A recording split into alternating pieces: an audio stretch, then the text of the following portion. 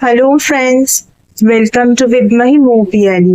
আজকে চলে এসেছি তোমাদের সঙ্গে একটা বিশেষ বিষয় শেয়ার করব বলে, বলা যেতে পারে তোমাদেরই প্রশ্নের উত্তর দেব বলে। তোমাদের মধ্যে অনেকেই স্যাটার্ন ট্রানজিট নিয়ে ভীষণভাবে ভয়ে আছো। স্যাটার্ন ট্রানজিট নিয়ে আমি আগের দিন একটা ভিডিও বানিয়েছিলাম এবং সেখানে বলেছিলাম যে স্যাটার্ন ট্রানজিটের ফলে অ্যাজ সাচ এত ভয় পাওয়ার কিছু নেই। সেই ভিডিওটা অনেকেই দেখেছো, দেখার পরে আমাকে অনেকেই জিজ্ঞাসা করেছো যে নিউমেরোলজিক্যালি এর কোনো এফেক্ট হতে পারে কিনা।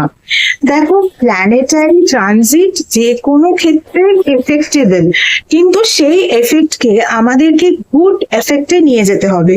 কোনোভাবে যেন প্ল্যানেটারি ট্রানজিটের কোনো নেগেটিভ এফেক্ট আমাদের উপর না পড়ে, এটা কিন্তু আমাদের নিজেদের হাতেই আছে।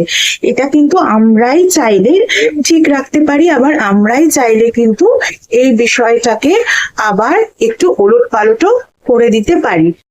গত দুদিন ধরে আমি মূলাঙ্ক 1 এবং মূলাঙ্ক 2 এর জন্য এই ট্রানজিট কেমন কি প্রভাব আনতে পারে সেই বিষয়ে ভিডিও শেয়ার করেছিলাম, কিছু রেমেডিজও বলে দিয়েছিলাম। আজকে 3 যাদের মূলাঙ্ক তাদের জন্য এই ভিডিওটা। দেখো, যাদের মূলাঙ্ক 3, এটা বলার সঙ্গে সঙ্গেই বলে দিই কাদের মূলাঙ্ক 3। যাদের জন্ম যে কোনো মাসের 3 তারিখে, যে কোনো মাসের 12 তারিখে, যে কোনো মাসের 21 তারিখে এবং যে কোনো মাসের 30 তারিখে, তাদের মূলাঙ্ক কিন্তু 3। মূলাঙ্ক 3 যাদের, তাদের জন্য এই ট্রানজিট কিন্তু তোমার কাজকে ঠিক করার অপরচুনিটি নিয়ে আসছে। বুঝতে পারলে নাকি বোঝা গেল না? চলো আরেকটু ক্লিয়ার করে বলি। তুমি যে কাজগুলো করেছো বা তুমি যে কাজগুলো অসমাপ্ত রেখেছো বা তুমি যে ব্লান্ডার করে রেখেছো কর্মক্ষেত্রে, সেই বিষয়গুলোকে ঠিক করার জন্য কিন্তু বিশেষ অপরচুনিটিস তোমার কাছে নিয়ে আসছে।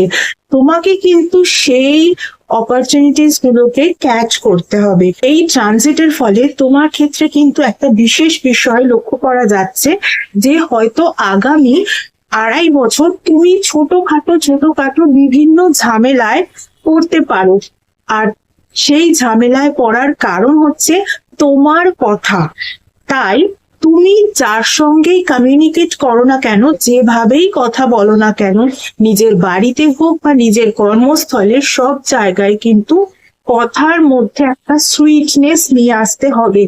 এমন কোনো ভাবে লোকজনের সঙ্গে অ্যাগ্রেসিভনেস নিয়ে কথা বলবে না যাতে তোমাকে কিন্তু পরবর্তীতে ছোটখাটো ঝামেলায় পড়তে হয়। না হলে কিন্তু রিলেশনশিপ, যেটা পরিবারের সঙ্গে আছে সুসম্পর্ক, সেই সুসম্পর্ক খারাপ হবে। নিজের কর্মক্ষেত্রেও কিন্তু সম্পর্ক খুব একটা ভালো থাকবে না। তাই অবশ্যই কিন্তু তোমাকে বুঝে সুঝে কথা বলতে হবে। তোমাকে কিন্তু এই সময় মেনটেন করে চলতে হবে 3C ফর্মুলা। 3C ফর্মুলা কি? ফার্স্ট সিটা হচ্ছে কিউরিয়াস। দেখো, তোমার মূলাঙ্ক 3, তাই তোমার মধ্যে কিন্তু সবসময় একটা এরকম ইচ্ছা আসে যে অনেক নলেজ তুমি গেইন করবে। যেহেতু তোমার মূলাঙ্ক 3 বা তোমার মধ্যে হয়তো অনেক বিষয়, অনেক নলেজও আছে, তবুও তোমাকে বলবো তোমাকে কিন্তু আরো কিউরিয়াস হতে হবে বিভিন্ন নলেজ গেইন করার জন্য। এই ক্ষেত্রে তুমি কোনো স্পিরিচুয়াল গুরুর সঙ্গে অ্যাটাচড হতে পারো। সেটা যদি না হয়, তুমি কোনো লার্নিং সেন্টারে যাও, সেখানে গিয়ে নতুন কিছু জিনিস শেখো, যে জিনিস তুমি আগে জানতে না। এরপরে সেকেন্ড যে সি, সেটা হচ্ছে কি, তোমাকে কিন্তু কম্পিটিটিভ থাকতে হবে। কম্পিটিটিভ থাকা মানে কিরকম? তোমার যে ওয়ার্ক প্লেস, তোমার ওয়ার্ক প্লেসে তোমার কলিগস হতে পারে। এবার তুমি যদি জব না করে বিজনেস করো, সেক্ষেত্রে তোমার মতন মার্কেটে আর যাদের বিজনেস আছে, তাদের সঙ্গে তোমাকে একটা অলক্ষ্য কম্পিটিশনের মধ্যে কিন্তু থাকতেই হবে। তুমি যদি কম্পিট না করো, তাহলে কিন্তু এই সময় তোমার গ্রোথ আটকে যেতে পারে। তাই তোমাকে কিন্তু কম্পিটিটিভ মোডে থাকতে হবে।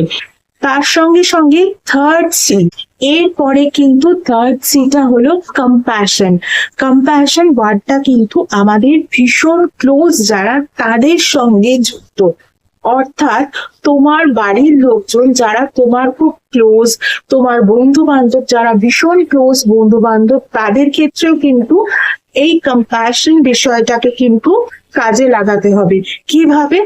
তোমাকে প্রথমেই বলা হয়েছে যে লোকজনের সঙ্গে কথা বলার সময় কিন্তু একটা সুইটনেস নিয়ে আসতে হবে, এক্ষেত্রেও তাই। যাদের সঙ্গে তোমার সুসম্পর্ক তাদেরকে কিন্তু তুমি কখনোই অ্যাগ্রেসিভলি কিছু বলবে না আগামী 2.5 বছর, তাহলেই কিন্তু সম্পর্ক নষ্ট হয়ে যেতে পারে। সেক্ষেত্রে তাদের সঙ্গে কিন্তু ভীষণ ভালোভাবে কথা বলতে হবে, ভীষণ সুইটনেস নিয়ে কথা বলতে হবে।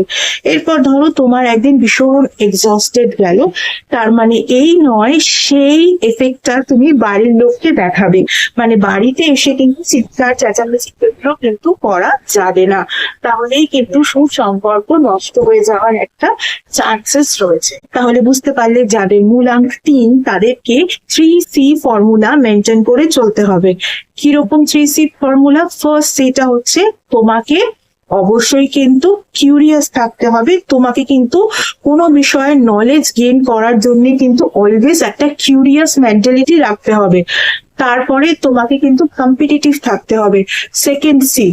কারণ তুমি যে সেক্টরেই থাকো না কেন সেই সেক্টরে আর যারা কাজকর্ম করছে তাদের সঙ্গে কিন্তু একটা অলক্ষ কম্পিটিশনে তুমি যদি না যাও তাহলে কিন্তু তোমার গ্রোথ কোনোভাবেই হবে না।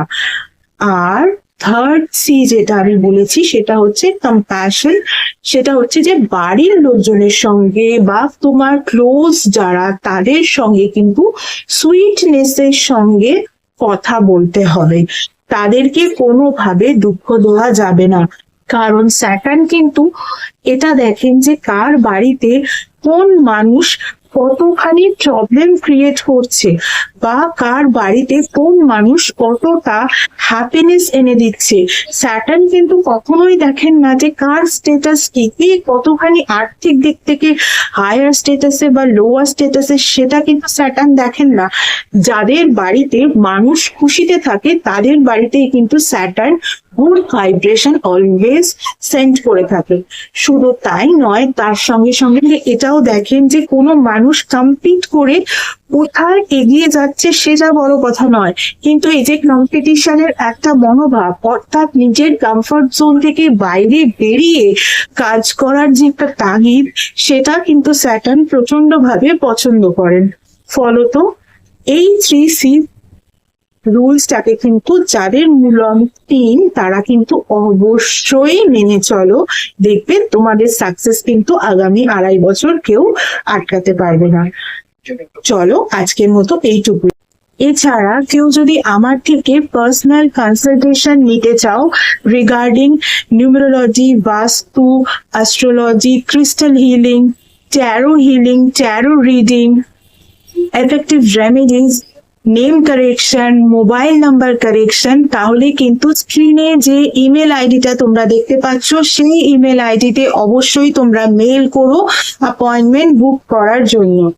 গত 1 বছর ধরে তোমরা যেভাবে আমার ফেসবুক পেজটাকে লাইক, ফলো, শেয়ার করেছো, তোমাদের বন্ধুদেরকে আমার পেজে ইনভাইট করেছো, শুধু তাই নয় তাদের বন্ধুদেরকেও ইনভাইট করে নিতে বলেছো, এছাড়াও আমার ভিডিওস গুলোকে শেয়ার করেছো, ঠিক একইভাবে আমার ইউটিউব চ্যানেলটাকে কিন্তু সাবস্ক্রাইব করতে হবে, পাশে থাকা বেল আইকনটাকে ক্লিক করতে হবে, তোমাদের বন্ধুদেরও বলতে হবে আমার চ্যানেলটাকে সাবস্ক্রাইব করে নেওয়ার জন্য, যাতে তারাও ভেরি ইজিলি এই রেমিডিস গুলোকে পেয়ে যায় এবং নিজেদের জীবনে অ্যাপ্লাই করতে পারে।